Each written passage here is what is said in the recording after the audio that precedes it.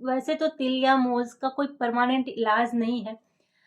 लोग laser treatment कराते हैं, परंतु लेज़र ट्रीटमेंट कराने के बाद वो कुछ समय के लिए तो गायब हो जाता है, परंतु वापस वो डबल अमाउंट में होकर के आता है। अगर आपको तिल या मोज़ हुआ है तो कहीं न कहीं आपका हेल्थ कॉम्प्रोमाइज़ हुआ है। आप हमारी बॉडी में जब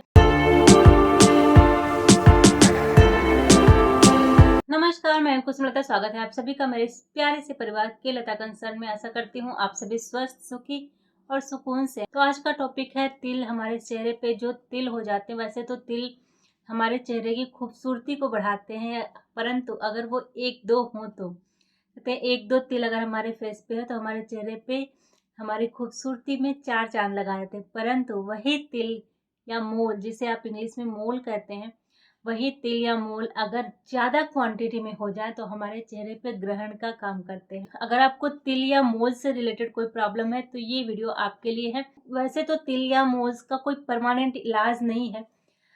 लोग लेज़र ट्रीटमेंट कराते हैं, परंतु लेज़र ट्रीटमेंट कराने के बाद वो कुछ समय के लिए तो गायब हो जाता है, परंतु वापस वो डबल अमाउंट में होकर के आता है। कभी-कभी ऐसे केसेस देखे गए हैं कि लेज़र ट्रीटमेंट कराने के बाद वो हल्का तो हो जाता है, परंतु जब वो वापस आता है तो वो डबल अमाउंट के साथ आता है। तो लेज़र ट्रीटमेंट भी बहुत ज़्यादा वर्क नहीं करता। मैं ये नहीं कहूँगी कि नहीं करता है वर्क, किसी-किसी पे सूट कर जाता होगा, परंतु मैं आज एक सेफेस्ट वे बताऊँगी, बहुत ही सुरक्षित तरीका, होम रेमेडीज़ बताऊँगी, जिसको अगर आप निरंतर करेंगे। देखिए, अगर आप नेचुरल ट्रीटमेंट ट्राई कर रहे हैं, तो अगर आप सोचेंगे कि आज मैं ट्रीटमेंट करा रहा हूँ या करा रही हूँ, तो वो कल हमें रिज़ल्ट दे देगा, तो ये पॉसिबल नहीं है। अगर आप ये सोच कर के ये वीडियो देखने आए हैं, तो ये वीडियो आपके काम की नहीं है। तिल और मोल हुआ कैसे? पहले आपको ये रीज़न फाइंड आउट करना, क्योंकि ये एक दिन का प्रोसेस नहीं होता है। अगर आपको तिल या मोल्स हुआ है तो कहीं न कहीं आपका हेल्थ कॉम्प्रोमाइज़ हुआ है। आप हमारी बॉडी में जब पित्त दोष बढ़ता है ना, तब तिल की प्रॉब्लम होती है, या फिर हमें जेनेटिक प्रॉब्लम हो कोई, या फिर पॉल्यूशन हो, या फिर सन एक्सपोज़र में बहुत ज़्यादा तिल होने के बहुत सारे रीज़न हो सकते हैं। तो ये होता है ना कि हम कहीं ट्रीटमेंट लेने जाते हैं, सोचते हैं कि तुरंत रिज़ल्ट। तो आप अगर ये सोच कर के आ रहे हैं कि मुझे 2 दिन में, 3 दिन में रिज़ल्ट मिल जाएगा, तो ये नहीं पॉसिबल है। आपको निरंतर, आपको कम से कम 6 से 7 महीने ये ट्रीटमेंट, नेचुरल ट्रीटमेंट मैं जो भी बताऊँगी वो करना पड़ेगा। अगर आप 6 से 7 महीने करते हैं तो आपको एक विज़िबल रिज़ल्ट दिखेंगे। और ये होम रेमेडीज़ हैं, इसका कोई साइड इफ़ेक्ट भी नहीं है, आप पैच टेस्ट करके ट्राई कर सकते हैं। तो पहले समझते हैं कि तिल होने का रीज़न क्या है, कारण क्या है तिल होने का। तो तिल होने के कई कारण हो सकते हैं। पहला हो सकता है जेनेटिक। अगर आपके घर में किसी को ये प्रॉब्लम है बहुत ज़्यादा तिल होने की, तो आप में भी वो जेनेटिकली हो सकता है। दूसरा है पॉल्यूशन। बहुत ज़्यादा पॉल्यूशन की वजह से भी स्किन में प्रॉब्लम इस तरह की आती है, तो पॉल्यूशन भी एक रीज़न हो सकता है तिल का। नेक्स्ट है सन एक्सपोज़र।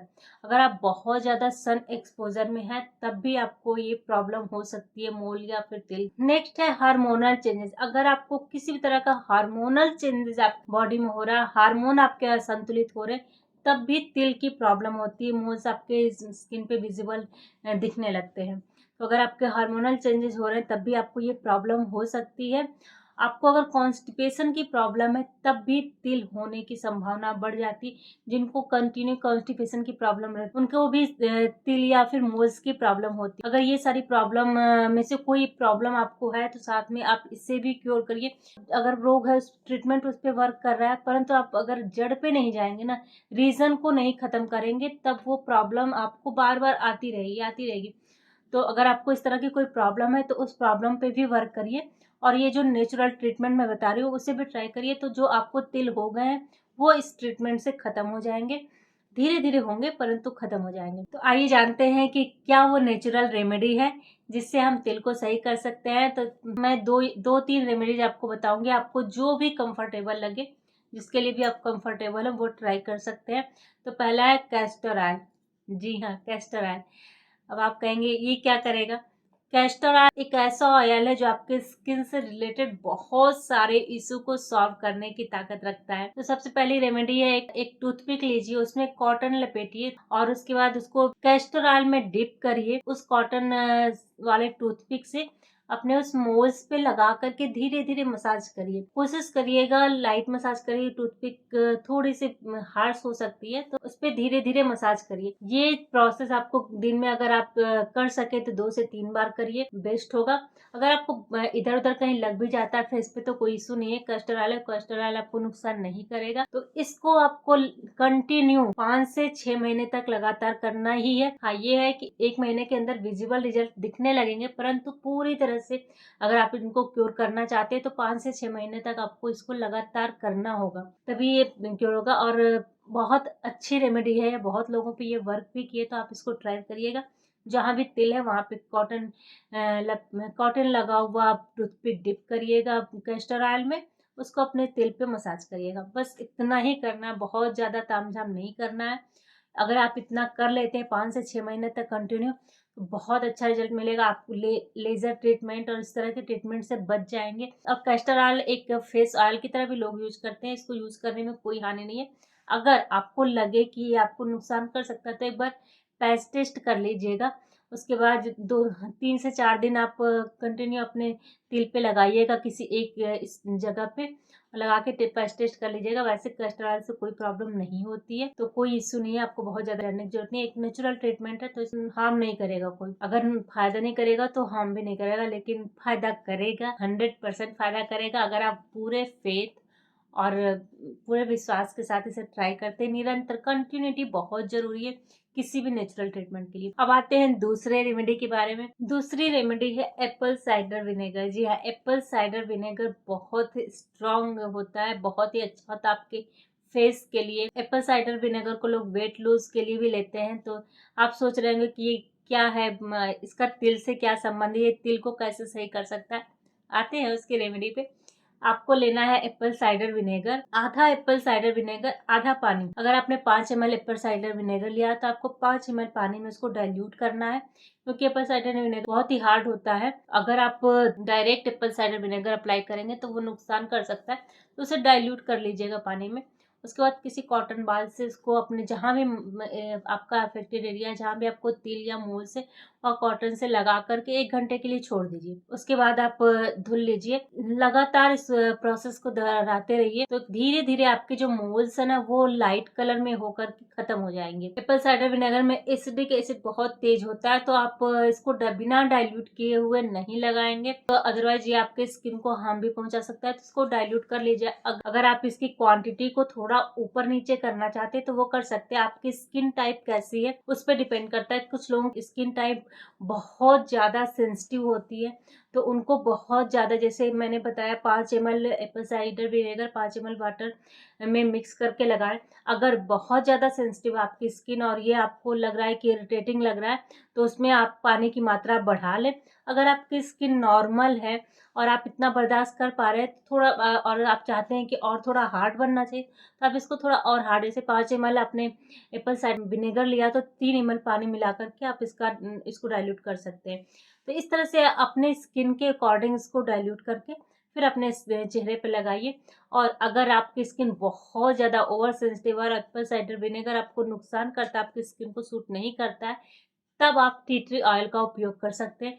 टी ट्री ऑयल में भी वो प्रॉपर्टीज हो जाती है जो आपके तिल को हटा सकती है। अब आप सोच रहे होंगे कि टी ट्री ऑयल का उपयोग कैसे आप तिल पे कर सकते हैं, वो कैसे तिल को हटाए। टी ट्री ऑयल आपके बहुत सारे ब्यूटी प्रोडक्ट में उपयोग किया जाता है, बहुत सारे स्किन केयर प्रोडक्ट में टी ट्री ऑयल का उपयोग किया जाता है। टी ट्री ऑयल आपके स्किन के लिए बहुत ही अच्छा ऑयल है। इसके अंदर एंटीसेप्टिक और एंटी फंगल प्रॉपर्टीज होती है, और एक खास किस्म का कंपाउंड है वो है टर्पिनन 4O। यह एक ऐसा कंपाउंड है जो कि खास तौर से बैक्टीरिया और फंगस से लड़ता है। तो टी ट्री ऑयल को भी कॉटन बॉल से लेकर के अपने अफेक्टेड जहाँ भी आपका तिल है वहां पे आप लगा करके छोड़ दें, और पूरी तरह से तिल पे वो एब्जॉर्ब होने दें टी ट्री ऑयल को। उसके बाद 1 से 1.5 घंटे बाद आप हटा लें कॉटन। तो आप अगर विनेगर का यूज नहीं करना चाहते तो आप टी ट्री ऑयल का यूज कर सकते हैं। ये तो हो गई 2 नेचुरल होम रेमेडी। अब जानते हैं तीसरी रेमेडी के बारे में। तो तीसरी रेमेडी के लिए हमें चाहिए कैस्टर ऑयल, बेकिंग सोडा। जी हाँ, 20 ml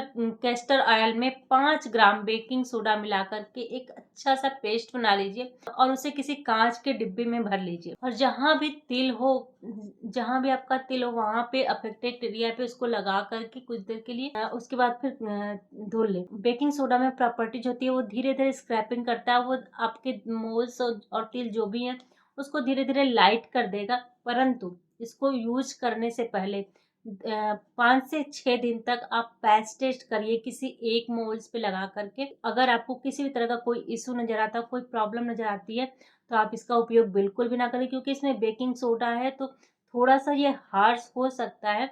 जो लोग बहुत ज़्यादा ओवर सेंसिटिव स्किन है, जिनकी थोड़ी सेंसिटिव स्किन है, उनको ये प्रॉब्लम कर सकता है। तो एक बार पैच टेस्ट जरूर करें, बिना पैच टेस्ट किए इसको ट्राई ना करें।